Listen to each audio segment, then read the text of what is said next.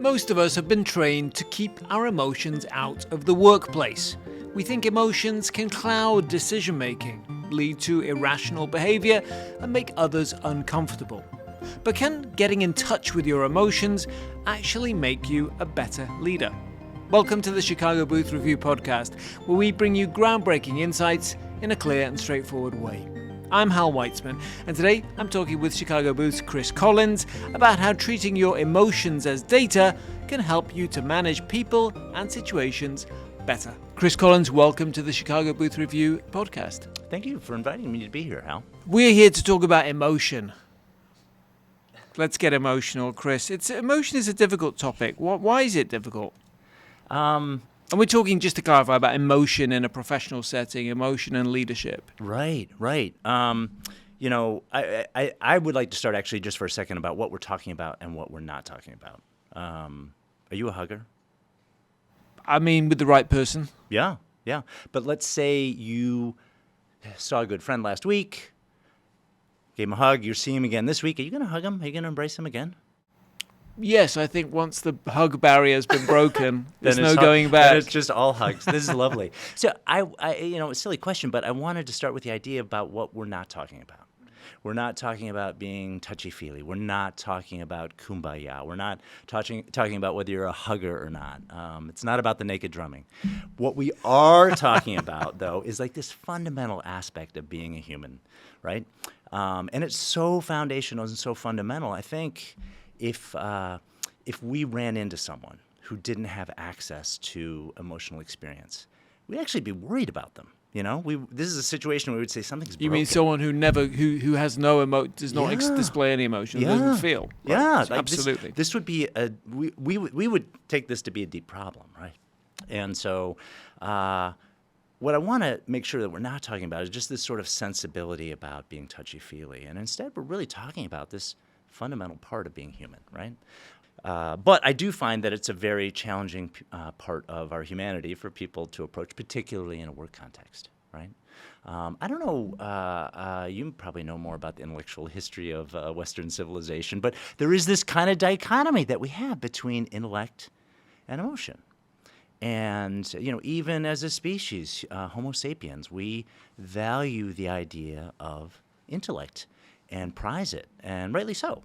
But we take it as sort of a characteristic, a defining endowment of our humanity, and sort of tear it apart from emotion as discrete. These two are separate and even opposed, and it's part of our sensibility. Sometimes we see it in the language that we use. If I think about some of the common phrases that we use when we talk about emotion, sometimes we talk about it as a thing.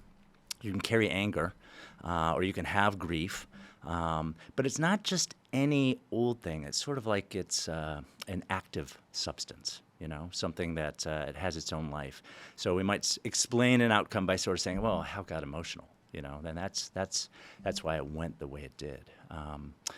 Or we might also sort of say, like, it's not just an active substance, but it's kind of tricky.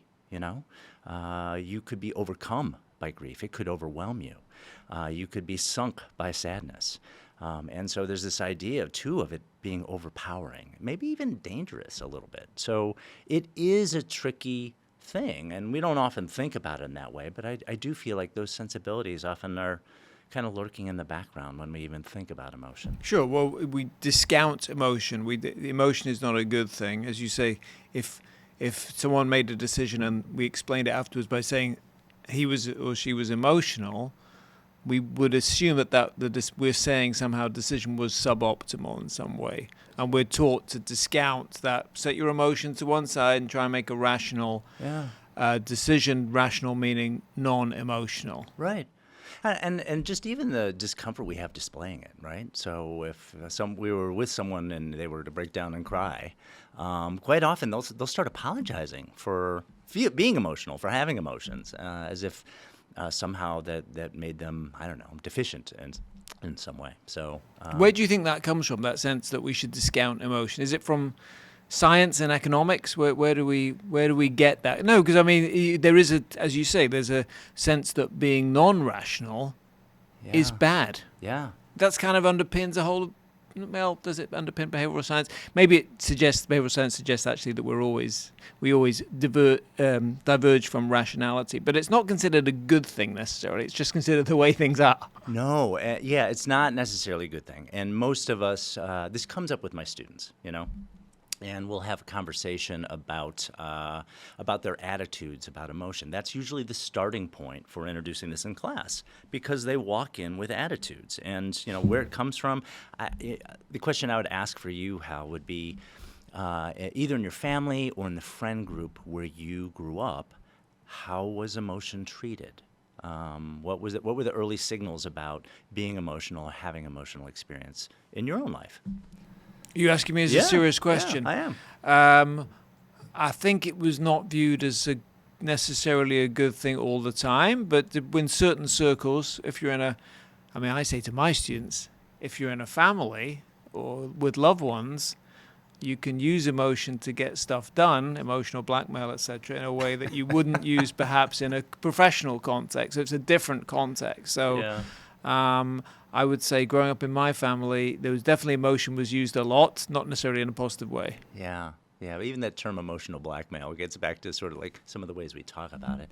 In my family, my dad was an engineer. My mother taught science. Both of my brothers went into finance, very numbers, analytic driven. And emotions were seen as sort of like, hey, you're being immature.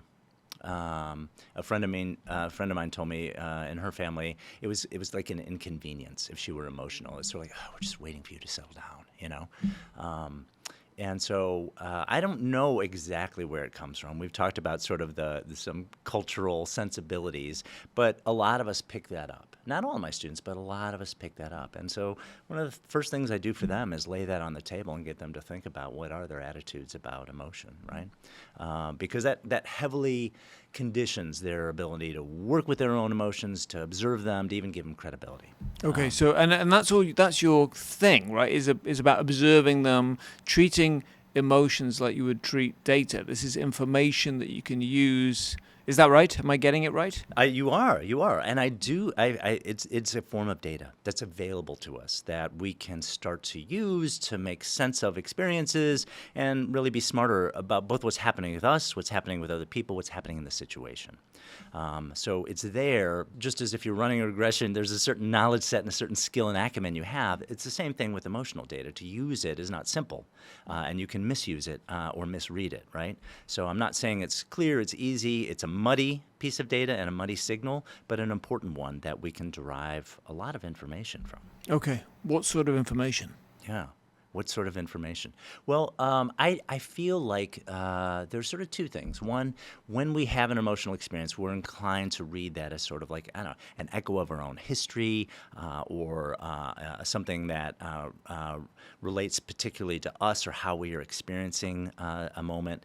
And there's definitely that element of it, and we should probably talk about that. But I also want to note that a lot of times emotion signals something about the context, something about the situation. Or the interaction between you and the situation.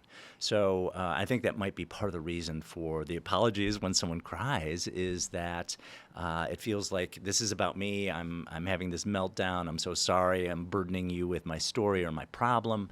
But a lot of times emotion has as much to do with what's happening in the environment and the situation. And accessing that emotion is about getting smart about the context in which I'm embedded and what's happening. What would be an example? What would it tell? I mean, it obviously tells us someone's under stress. Yeah.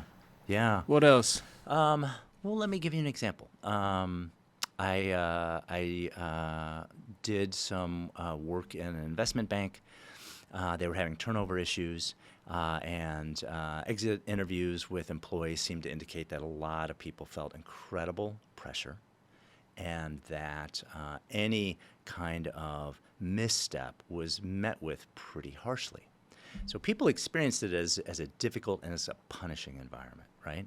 And they had emotions about it. This is stressful. This is what they would be reporting. And as we examined it, the environment, what became clear was it was a very stressful environment. Almost anyone would feel the stress of it.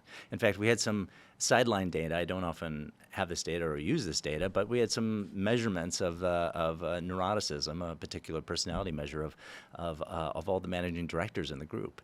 And interestingly, all of them scored very high in neuroticism. There's a lot of demandingness in the group, and even the managing directors themselves felt a lot of pressure and stress, and they translated that. So, you might get the message at some point, like, hey, get a grip on yourself, And what the person is telling you is that you are not meant to feel the emotional experience that you're having in this moment, that is disallowed either for you, your role, someone who looks like you, that's out of bounds, right? And at that point, you're learning more about the situation maybe than you are about yourself. Helpful? Mm-hmm. Yeah. Yeah. So you're learning about the situation. Well, I'm just wondering what you do with that. I mean, how does that help you? What does it help you to do? Okay, so now I recognize that, I'm in a situation with somebody else and I'm feeling a certain emotions, and I'll recognize them and identify them and not judge them, and the same with the other person. Then what? Well, this idea of gathering information about the environment, it really depends. If I'm a worker in that environment, I might start to ask questions about, do I want to be here? Like, I don't know that this is fixable. This isn't about me becoming more resilient. This is just a very tough and very punishing environment, and nothing's ever going to be perfect, and any imperfection is going to be dealt with pretty roughly. Do I want to be here, right? If I were one of the managing directors in the group who I was working with on this project, it was kind of like, do we want this? Do we need to change the cultural DNA of this organization at least somewhat, right? Because we're having a lot of turnover and we're losing some good people. So what you want to do with it depends on where you're situated, what your concerns are. But misreading it as just sort of like, oh, I feel I'm particularly stress prone, would not be super helpful. Why would so what would be, just to take the other view for a second, so if I just said, well, the work is stressful, we want people who can handle the stress. If they can't handle the stress, they're better off not being here. What's wrong with that? Yeah. I don't, if we talk about hiring and looking for a really good cultural fit, resilience, this towering resilience becomes a criteria. And the question is can you always find enough of that in all the people that you need? So we're just limiting ourselves to those who can take the extreme pressure that we're bringing. Right. And I'll, be honest, in that environment, they're creating legal documents where the numbers really matter, right? So some of the stress and the emphasis on precision couldn't be let go of. That was going to be part of the work environment. But maybe the punishing nature of it that could be moderated in some way, right? Another example, and it's in my memory just because there were two interactions that happened that on the surface level mirrored each other, but headed in different directions. So one week I'm talking with a student. And he's sort of saying, I have these feelings that I'm not good enough, and it sounds like imposter syndrome, and we're talking about this. And we explore it over the course of a couple of conversations. And indeed, it really feels like he's getting positive validation about the work that he's doing at school, his ability to make friends, his ability to succeed in class, but he still has this deep self-doubt about his own capacities and efficacy. And that's a place where you're sort of like, oh, maybe there's something here, and there's something here to work on in terms of how you think about yourself. But 2 weeks later, I was talking with an alum, and she is maybe 6-7 years out. She's working in this finance area, and she too is having this sense of like, it's not good enough. I'm not sure that what I'm delivering is good enough. And we explore it, and it goes in an entirely different direction. She's actually really confident in her finance skills. She's very proud of them. She worked hard to get them. But as we explore, we discover she's one of 2 women in a group of 30. She's 5 years older than the average person. Almost everyone had a banking experience, and she found a different route there. And a lot of what she was feeling was a sense of like, I don't belong, or I wonder if I belong, and I feel like I'm getting the message from my environment that indeed I don't belong. And I won't go into any more of the details. We had to explore that. But part of our conclusion was that was as much or even more about the environment than it was really about her. Chris Collins, in the first half, we talked about your thoughts on emotions in business, in professional settings, and how it's often a reflection of what's going on, not necessarily personally or interpersonally, but in the structure of the organization. We left off there just before the break talking about an example of a woman who felt that she maybe didn't quite fit in. And that makes me think of gender dynamics, because if I can imagine that some women listening to this conversation will say, well, that's fine, you're two guys talking about it. It might be easy for you to say, let's get in touch with our emotions. You mentioned the drum circle earlier. But, if a woman, and there are many examples of this, a woman is angry, if a woman is forceful, she's considered to be angry. If a woman is, softer, then she's considered to be weak or whatever. So I'm just wondering, how does gender play into this? Because it might be easier for men to be in touch, maybe not in touch is the right word, but to recognize and perhaps even display their emotions than for women in certain environments. Yeah. No, if we come to sort of display rules, that broadly it feels like this touches upon that, and that can vary widely by industry, by the particular company and organization that you're embedded in, certainly by gender, by culture. So having the emotion is one thing. Your ability to communicate it and express it in a meaningful way, absolutely. All these social factors make a big impact in terms of what's normative, what's accepted, what there's going to be uptake for, what there's going to be pushback for. And I think you're right. There is, we'll stick with just sort of a North American context. There's definitely a sensibility that women are more emotional, men are more rational. And so what does that mean when a woman expresses emotion? Do people just go, oh, which is an outrageous sort of situation for her to find herself in, but I think it's also one a lot of people would say, oh yeah, I've been there, right? And then flip side, I think it can be equally hard for a woman to then go against the script and to come in as more purely rational. And then to some people, she doesn't seem womanly or doesn't, and that's a problem. So there is, I think, for women especially about the experience and expression of emotion, it's kind of double bind. And it's a little bit different than the kinds of dynamics that men experience. Absolutely. So what do you advise women leaders who identify what you say? Yes, emotions are data, we want to use them, but are cautious about, what did you call it, display? Just display rules. Display rules. They're cautious about media. displaying it. And as you say, the contexts are different. I think of sport, it's very common to express your emotions. It's a good thing. You show your passion. It may be in finance, it's less acceptable, but still somewhat acceptable. In manufacturing, maybe completely unacceptable. Yeah. So it depends on the industry, it depends on the context. But what would you advise a woman to who's concerned about that those display rules? Yeah. Well, one, I might sort of say, I don't know that it's all for women to fix. I feel like of there's course. a lot of men who should be paying close attention to this. There's not a man I know who doesn't believe in, admire, have affection for a girl or a woman in their life. There's not a guy I've met who that isn't the case. And just being sensitive to the fact, like, oh, this is a crappy dynamic. And what's my role in sort of starting to think about this differently, and even be active in my team or in my organization about what the uptake is or how this individual is received. So I think it's a collective problem. That said, I think a lot of women might sort of say, yeah, what are my options? And I don't know because we're talking about a social structural problem. I'll throw out one thought that at least there's some longitudinal data that suggests works, and that is really dynamically adjusting according to the context. You mentioned, sports versus finance versus whatever, right? And this is something actually that we all do. pretty naturally. Some of us a little bit more and a little bit more deftly. Some of us a little less or a little more clumsily. But it is really just choosing your moments, reading the cues. Some of the longitudinal data from some students at Stanford that looked at career progression for women who are successful and effective in doing this found that they had more pay raises and more promotions over the duration of the study than even the male counterparts in the study. So it's an approach that can be effective. It probably takes a little bit more time to elaborate how that might look for any given individual.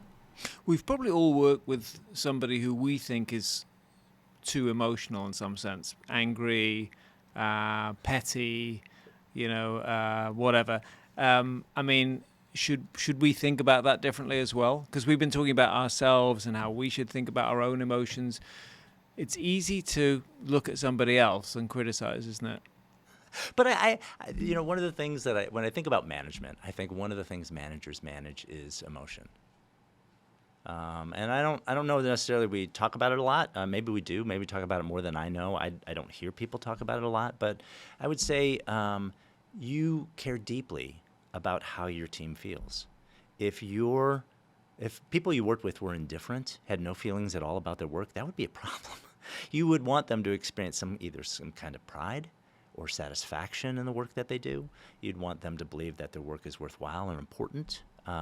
So I do feel like we manage emotion, and right there we're sort of saying, oh, actually, no, it's not like emotion doesn't belong. I need it. I need it. But you're kind of describing a situation where it's like, oh, there's too much or not the right kind or unhelpful emotion. And that can definitely be the place, right? That can definitely happen. And I think there's a certain amount of empathy, a certain amount of care and interaction with people who are either in a rough spot or a rough moment, and grace and allowance for that.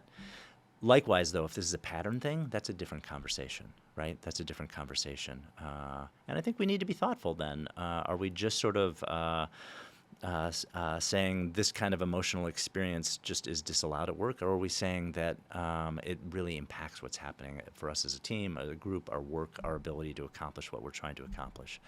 But that's the kind of conversation I might be tempted to want to have. Okay, that was fascinating about managers managing emotions. I very much recognize that, and that makes me think about leaders. Yeah. We talk a lot at Booth about managers and leaders and maybe the differences between the two. What about people who want to lead or are leading large organizations or initiatives? How should they use emotion, or how should they think about emotion as something to, like you say, as data to collect or to observe? Right. Two thoughts. Well, three actually. I do feel like emotions are kind of, if you're trying to engineer some kind of change. Emotions are a cue about where the rough points are, where the rubs lie, right? And so being especially attentive to that can signal different factions, different sensibilities in the system about who's in favor of this, who's against it, why, what's at stake for these different groups. So that being sensitive to it is super important. It makes you smarter. A second thing that I would sort of say is that if we're engineering change, there's going to be some people who don't like the change. There's going to be some sense of loss. It could be loss of familiarity. That could be loss because the way the organization was reshaped and so a role doesn't exist. It could be the loss of colleagues who have departed because they either didn't like it or there were layoffs. There's all kinds of loss. And dealing with that loss is super important. You can't, I was talking with an alum about a sense of loss that he experienced in his organization from 2018. It's still live for him many, many years later. Many, many years later, it's still live, right? So being attentive to the loss and dealing productively and successfully with that, I think, is really helpful. And then I do feel like part of the role, back to the managing emotion, part of the role is sort of like, hey, what do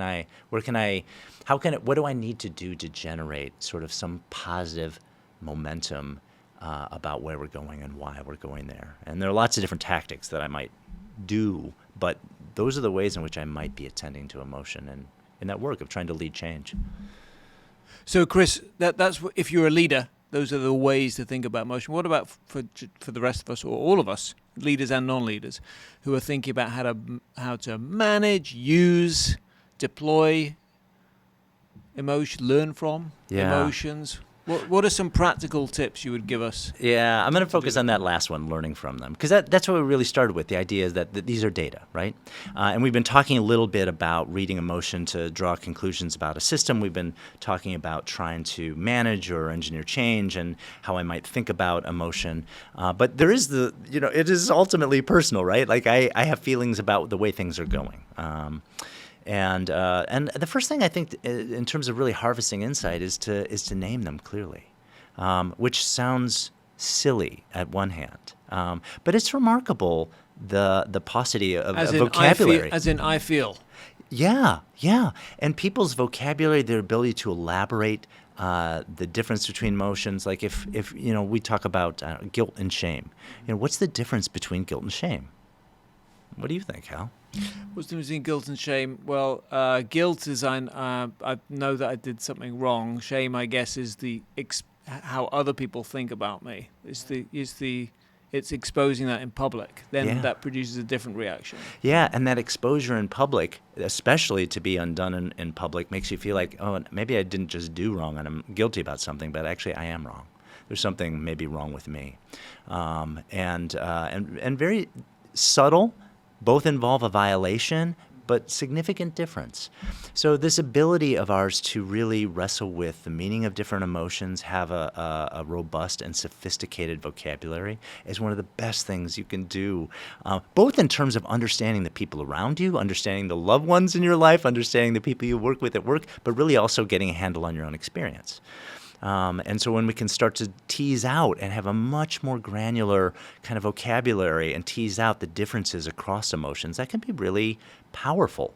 Some tools that people will use, there's emotional trackers.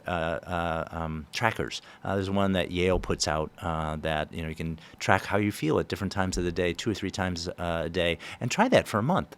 And they'll give you a vocabulary and just see where you end up with it, just paying a little bit of attention to it. And we're talking about spending maybe 10 minutes a day at most doing this, right?